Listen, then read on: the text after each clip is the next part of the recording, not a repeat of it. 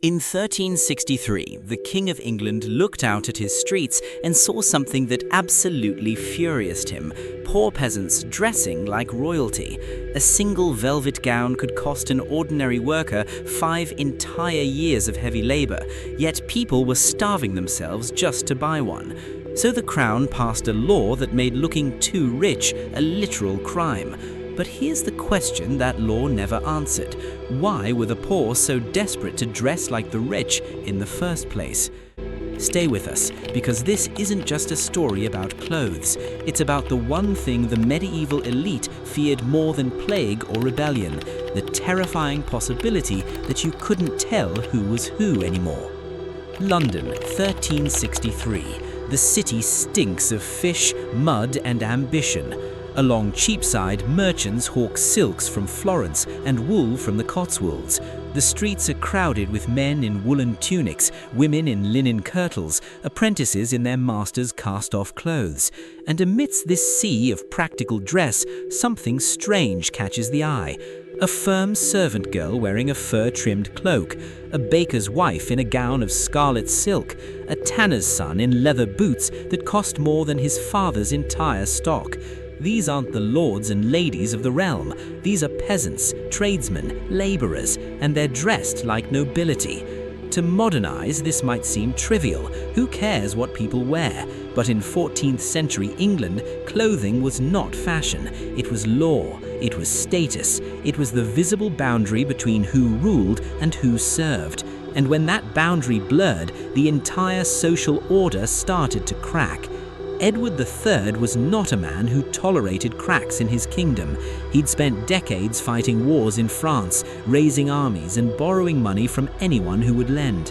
He'd seen the Black Death wipe out a third of his population. He'd watched wages rise and social mobility explode. And now he was watching his subjects dress above their station, a silent revolution that threatened everything he'd fought to preserve. He needed to stop it, and he knew exactly how. Before we can understand why Edward III outlawed fancy clothes, we have to understand just how expensive clothing actually was in the 14th century. Let's start with the simplest garment, a tunic. Just a basic woolen tunic, the kind an ordinary labourer might wear, cost about 2 shillings. That's 24 pence, about 12 days' wages for a farmhand. A pair of leather shoes, another 5 to 10 pence. A woolen cloak, up to 3 shillings. For a modest working man's wardrobe, you were looking at something like 30 days' pay, a full month of labour just to cover your body. Now scale up. The woolen fabric itself was England's greatest export. Raw wool sold for about 2 or 3 pence per pound. To make a simple tunic, you needed about 6 pounds of wool. That's 12 pence worth of raw material. But wool had to be cleaned, carded, spun, woven, fulled and dyed, each step adding cost. The finished cloth, known as broadcloth, sold for about 1 shilling per yard. A tunic required 3 to 4 yards. Already the price had doubled. Then came the dye, and this is where clothing prices truly escalated. The finest red dye, kermes, made from crushed insects, cost about 10 shillings per pound. That's 6 months' wages for a labourer for a single pound of pigment.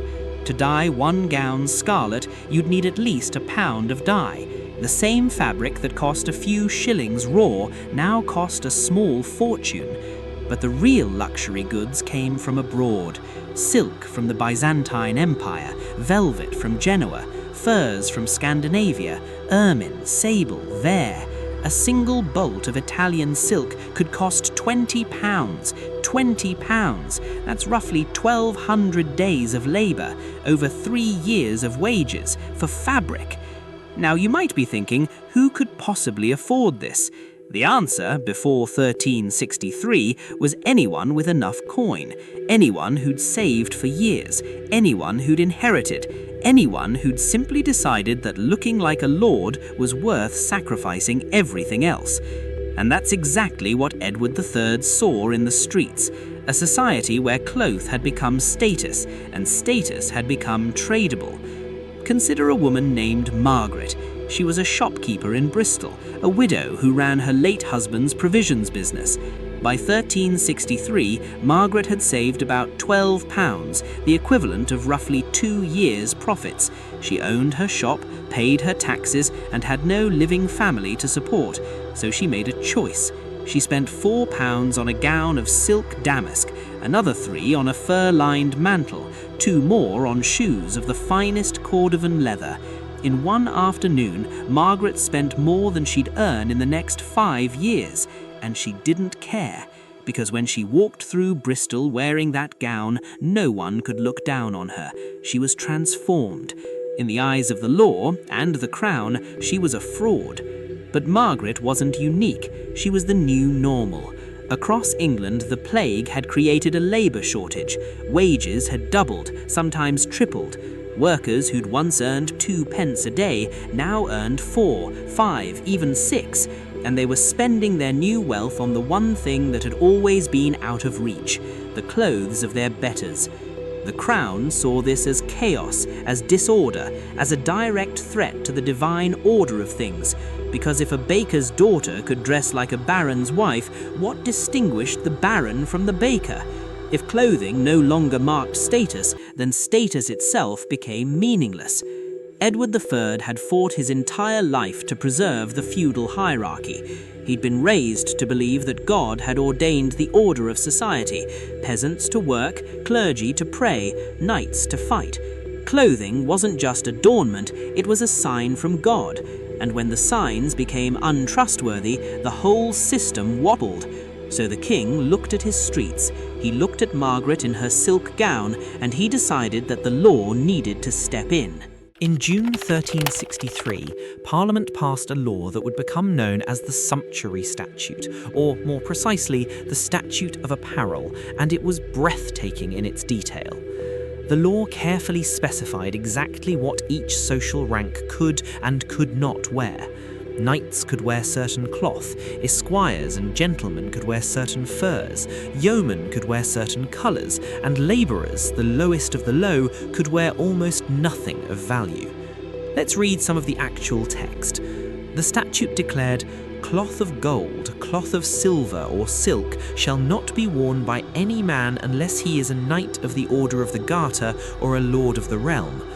Furs of ermine or sable shall only be worn by the king, his lords, and others of the high nobility. For the common people, no one shall wear cloth of a higher price than 40 pence per yard." 40 pence, that's the equivalent of about 20 days' wages for a labourer. The law was saying a peasant cannot buy fabric that costs more than 3 shillings per yard. That's roughly half the price of the cheapest imported wool. By definition, anyone wearing imported silk, imported velvet, imported fur, anyone wearing anything that looked expensive was breaking the law. The penalties were severe. First offence, forfeiture of the garment. Second offence, a £10 fine. Third offence, imprisonment. The Crown was literally criminalising poverty. It was saying, you are poor, you are meant to be poor, and you must look poor at all times. But the law didn't stop at fabric. The statute also regulated the length of robes, the width of sleeves, the height of boots. Why? Because in the 14th century, fashion was also about silhouette. A long, sweeping robe, the kind that dragged on the ground, was a sign of nobility. Only someone who didn't have to work could wear a train. Only a lady who never bent to scrub a floor could wear sleeves that fell past her knees. The law was dictating not just what people wore, but how they moved through the world. And the targets weren't just peasants. The law was designed to create distance between the upper nobility and everyone else. A knight couldn't dress like a baron couldn't dress like an earl. The Crown was imposing a rigid, legally enforced hierarchy of consumption, and anyone who broke it would be punished. Now, if you were a merchant, you might think you were exempt. After all, you earned your wealth, you paid your taxes, you had the coin to buy that velvet gown.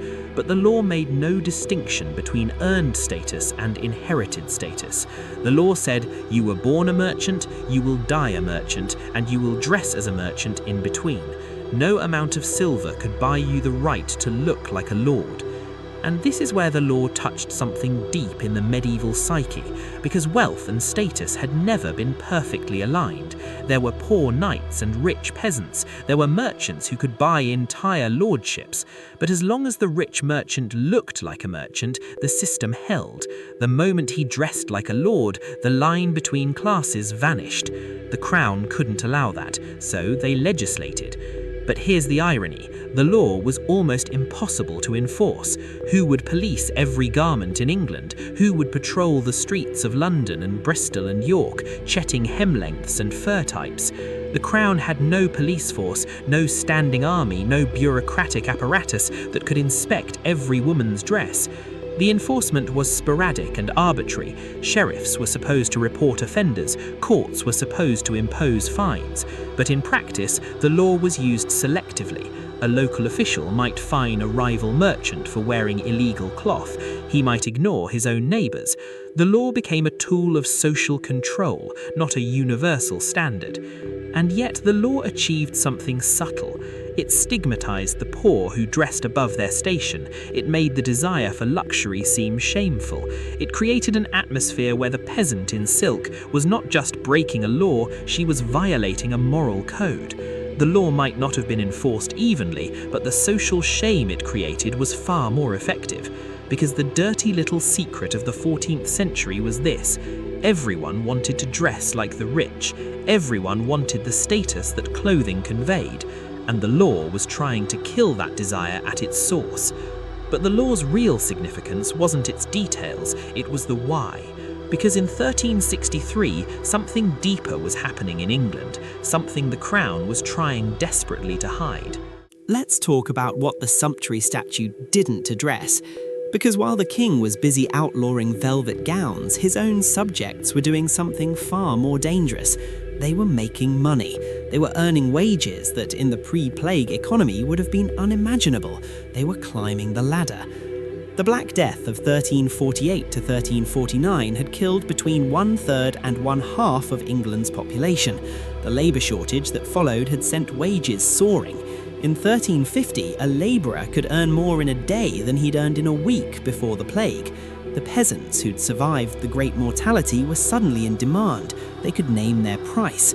The Crown's response had been the Statute of Labourers of 1351, which fixed wages at pre-plague levels.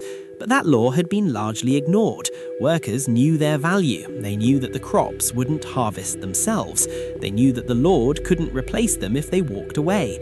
So wages rose anyway. And as wages rose, so did consumption. People who'd never had a coin in their pocket were buying better food, better housing, better clothes. For the first time in centuries, the poor were looking and dressing like the rich. The Sumptuary Statute of 1363 was the Crown's second attempt to stop this. It was a law not just about clothing, but the entire social order that clothing represented.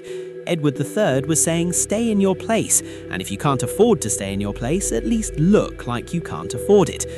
But the law was deeply hypocritical, because the Crown itself was deeply in debt.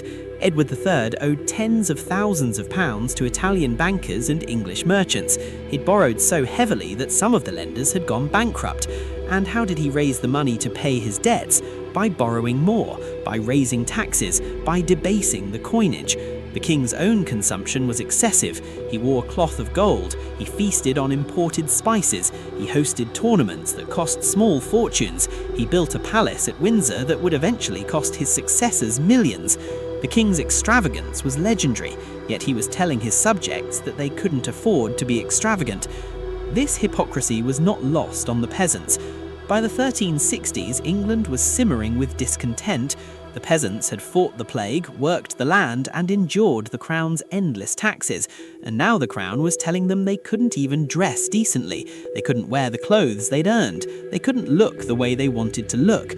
The resentment grew, and it grew beyond clothing. In 1381, that resentment would explode into the Peasants Revolt. The rebels marched on London demanding not just lower taxes and higher wages, but a complete reordering of society. They demanded an end to serfdom. They demanded an end to feudal privilege. They demanded the right to move freely, marry freely, and earn freely. And their grievances had nothing directly to do with clothing, but everything indirectly. because the Sumptuary Statute was a symptom, a visible, obvious reminder that the elite didn't think the poor were worthy of dignity. The Sumptuary Statute didn't cause the Peasants Revolt, but it was part of the same dynamic, a society where the elite tried to control every aspect of the poor's lives, even the clothes on their backs, and the poor had had enough. So what happened after 1363? The law stayed on the books for another 100 years. It was reissued, revised, and reinforced by subsequent monarchs. Henry VIII would pass another sumptuary law in the 1520s, regulating everything from hats to hose. Even Elizabeth I in the late 16th century would try to restrict what people could wear, but the laws never really worked, because the forces that drove consumption, the desire for status, the aspiration to rise, were far too powerful for any decree to suppress. People kept buying silk, they kept wearing furs, they kept dressing above their station, and eventually the laws became unenforceable. In the 17th century, the sumptuary laws were quietly abandoned, never to be revived. But the fight over clothing and status didn't disappear, it just changed form. Today, we don't have legal restrictions on what people can wear. We don't have laws that specify who can buy a designer handbag or a luxury car, but we do have something else: economic reality. A luxury handbag can cost £50,000, a sports car can cost $1 million. The gap between what the rich and poor can afford is as wide as it was in 1363. And the desire for status hasn't gone away. We don't call it dressing above your station anymore, but we judge people by their clothes. We assume that someone in an expensive suit is more successful than someone in a cheap one. We treat brands as markers of class. The difference is, today no law stops us from buying the expensive suit. We just might not be able to afford it.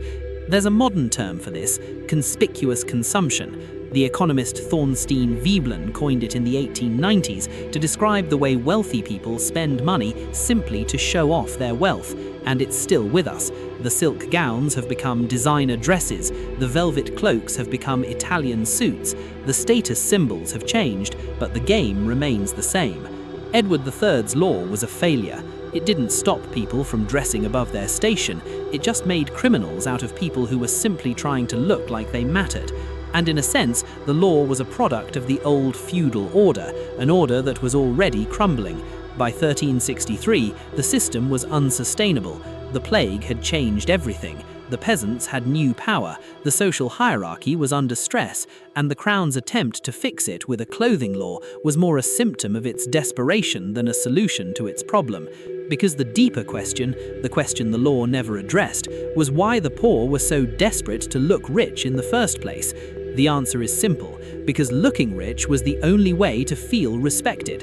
In a world where status was determined by birth, not achievement, the poor had no way to earn recognition. They had to buy it, and buying a silk gown was the quickest, most visible way to signal, "I matter." The Crown's law didn't destroy that desire, it only made it more dangerous. The law of 1363 didn't stop the poor from dressing like the rich, it only proved how terrified the wealthy were of being mistaken for anyone else. And that fear, more than any velvet gown, was the real story. If you enjoyed this deep dive into the dark economics of medieval clothing and class, make sure to subscribe to The Medieval Ledger, where we uncover the real money and status stories behind history's most surprising laws.